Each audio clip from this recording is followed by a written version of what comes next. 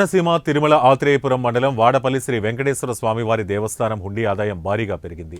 ఈ హుండీ లెక్కింపులో 40 రోజులకు గాను 1,47,48,923 రూపాయల ఆదాయం సమకూరింది.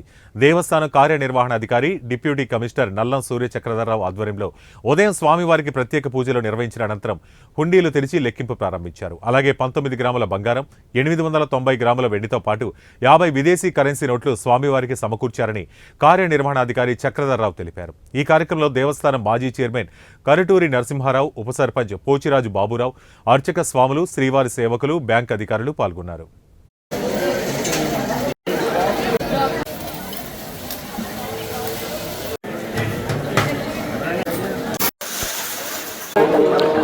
ఓం నమో వెంకటేశాయ నమః. ఆత్రేయపురం మండలం వాడపల్లి గ్రామంలో వేయించేస్తున్న స్వయంభూ చందన స్వరూప కలియుగదైవం శ్రీ వెంకటేశ్వర స్వామివారి దేవస్థానంలో ఈ రోజున ఉండీలు లెక్కించడం జరిగింది. ఇందులో గ్రామ పెద్దలు, అలాగే మాజీ చైర్మన్ గారు, ఇక్కడ vice sarpanch, bank, Canara bank వారు వీళ్ళందరూ కూడా పార్టిసిపేట్ చేయడం, వివిధ సేవాదళ సభ్యులతోటి ఈ కార్యక్రమాన్ని పూర్తి చేయడం జరిగింది. 40 రోజులకి ఉండి లెక్కింపుగా మరి ప్రధానం మన విశ్వేశ్వరస్వామి దేవస్థానం, వెంకటేశ్వర స్వామి మెయిన్ దేవస్థానం కలిపి హుండీల నుంచి ఈ అమౌంట్ రాబట్టడం జరిగింది.